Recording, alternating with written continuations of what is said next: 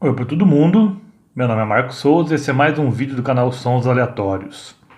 E hoje eu vou mostrar aqui, não é exatamente uma banda, é mais um conceito, vamos dizer assim, mas que lançou discos na década de 60, é um projeto canadense chamado Intersystems.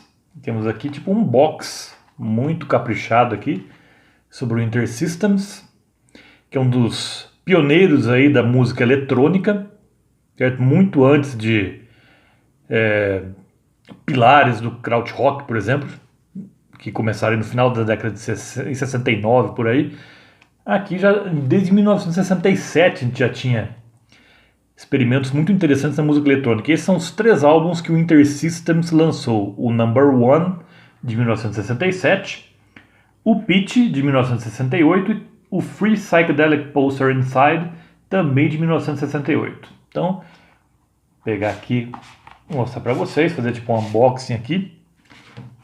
E temos também um livreto aqui, que apesar de ter uma apresentação um pouco pobre, é muito informativo e tem fotos bem interessantes. Então vou mostrar aqui para vocês. Esse é um dos integrantes, é o músico, na verdade. Por que eu não falo que não é exatamente uma banda? Porque ele tinha 4 integrantes, começou com 3, depois passou para 4, mas só um era músico mesmo, que é esse aqui. Um mago da música eletrônica, que é o John Mills Cockell. Era o único músico de verdade da banda. Depois, os outros 3 a gente tinha um escultor, artista plástico, que é o Michael Hayden, um poeta, que é o Blake Parker, e um arquiteto, que é o Dick Zander. Até um arquiteto estava aqui. Então, como é que surgiu? O Dick Zander foi o que se juntou por último aqui. A banda se juntou quando o Michael Hayden, que era um artista plástico, ele procurou alunos da Universidade de Música lá em Toronto, no Canadá, para musicar exposições dele. E daí que ele encontrou o John Mills Cockell, que era aluno ali, muito influenciado por Stockhausen, John Cage, Lamont Young e outros papas aí da música, entre música clássica e clássica contemporânea eletrônica, né? E o Blake Parker, que se destacava aí por poesia beat, principalmente beatnik, muito influenciado por William Burroughs e Allen Ginsberg, por exemplo. E o Michael Hayden já tinha morado nos Estados Unidos e feito contato com muita gente do mundo do rock, inclusive, com o pessoal da Factory, com Andy Warhol, Lou Reed, John Cale, antes do Velvet Underground lançar qualquer álbum. No caso, ele já conhecia esse povo todo. O pessoal do Fugs também, outra banda underground de Nova York. Ele teve antes disso ele teve na Costa Oeste, também lá na Califórnia. Ele foi uma figurinha fácil lá no Haight-Ashbury, naquele distrito hippie ali de São Francisco. Então, assim se formou o Intersystems. Aqui uma foto de uma exposição dele. Tem fotos muito interessantes aqui. Uma instalação que deu nome a uma das canções do primeiro álbum. Essa é uma instalação que até hoje está no acervo permanente da Galeria de Ottawa, de Arte de Ottawa, que é uma versão alternativa da capa do primeiro álbum deles. Aqui ainda como trio, John Mills Cockell, Blake Parker e Michael Hayden, que depois passou a ser um quarteto com a inclusão do Dick Zander aqui. Por que foi chamado arquiteto? Porque o Michael Hayden achou que precisava ter uma certa disciplina, né? Uma certa organização nas exposições dele, e achou que o Dick Hayden seria ideal para isso. Mas toda a parte musical era dirigida pelo John Mills Cockell e as letras do Blake Parker. Aqui também os 4 aqui. Um livreto bem interessante aqui. E isso aqui é uma instalação também que originou uma das canções do terceiro álbum dele, como a gente vai ver. Só terminar de mostrar aqui esse livreto que eu falo dos álbuns em si, porque é o que interessa para nós, são os álbuns, né? Já que a exposição a gente não tem como ver. E tem até uma cronologia do que aconteceu desde quando se encontraram, que foi se não me engano, em março de 1967.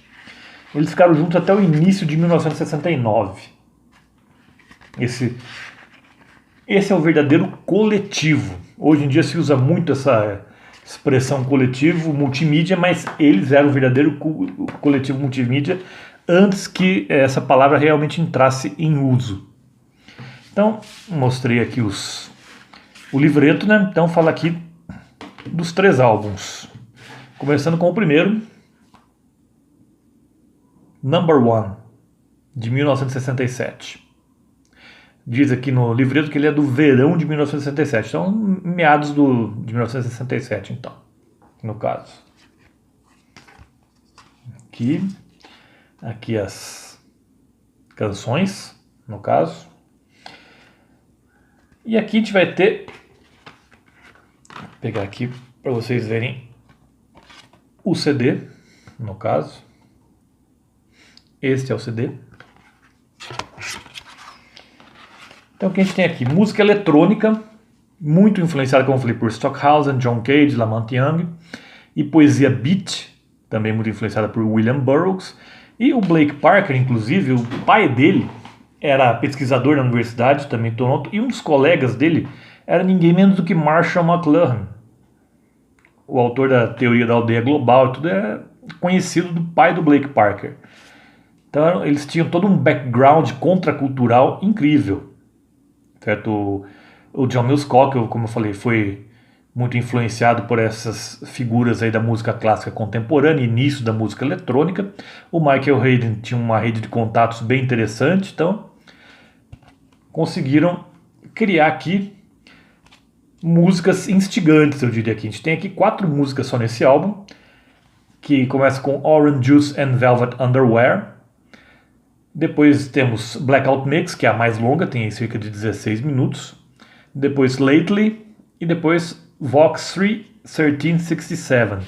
Lembra que eu falei que uma das instalações aqui tinha dava nome de uma música? É essa aqui. Essa aqui é a Vox 31367. Por que 31367? Porque nos Estados Unidos e também no Canadá, que é o caso deles, eles colocam um mês à frente do dia. Então, 13 de março de 67. Só que eles falam março 13, 1967. Por isso que é Vox 31367, no caso. Então aqui, essas canções aqui foram feitas para musicar a exposição, as instalações, no caso do Michael Hayden, mas elas funcionam perfeitamente bem num disco aqui. Era uma época que dificilmente aconteceria hoje, na verdade, né? Você ter aí exposições com trilha sonora, e depois essa trilha sonora via ser gravada. Uma trilha completamente experimental, totalmente anticomercial, mas que foi gravada e foi lançada, inclusive. Tá certo que era um selo alternativo, os tempos eram outros, mas não deixa de ser muito interessante e é uma pena que isso não ocorra mais hoje em dia. Depois, mas em termos musicais, ele é bem instigante, mas eu prefiro o segundo.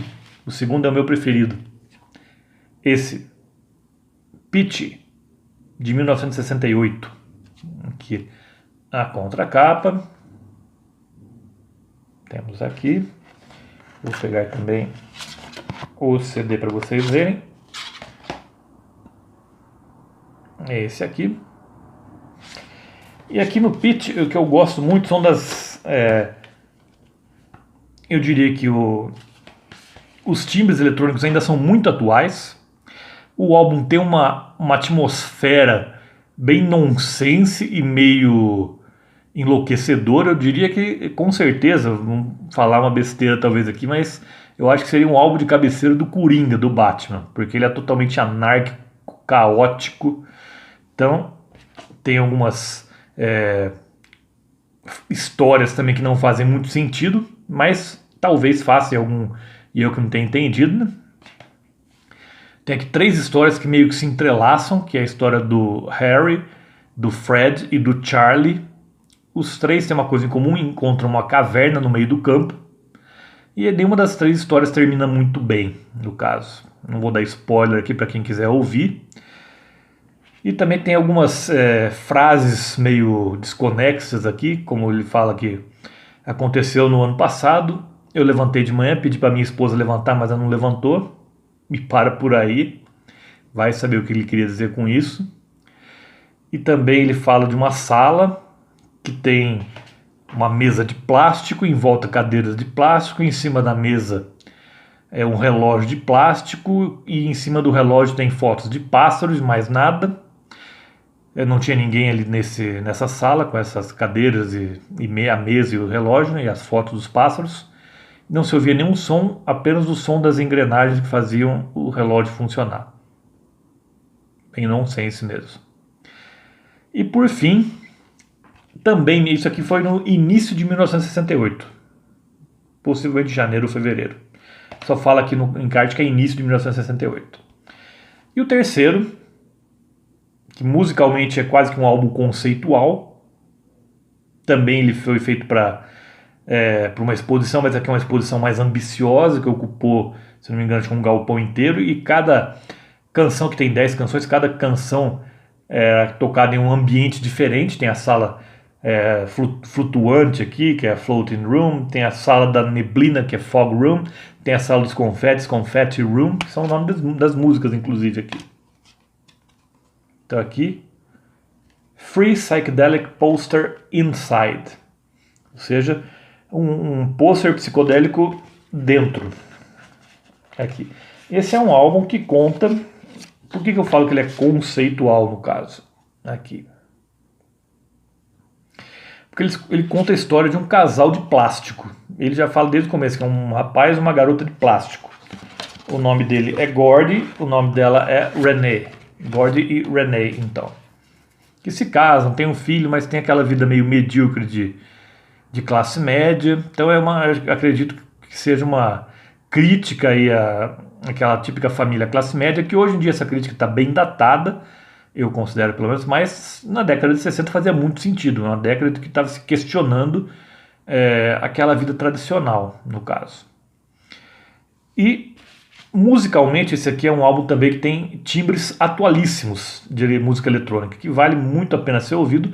Eu fico me perguntando se artistas brasileiros que trabalham com música eletrônica, como por exemplo os excelentes Astronauta Pinguim e o Cristiano Rosa, do projeto Panetone, não chegaram a ouvir isso aqui, porque eles usam timbres eletrônicos muito parecidos com esses aqui do Intersystems.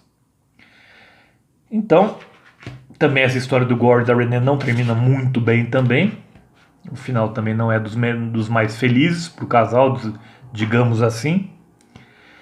E depois desse álbum, eles ainda fizeram outras apresentações, outras exposições também musicadas, mas essas não foram gravadas, não se transformaram em álbuns, né?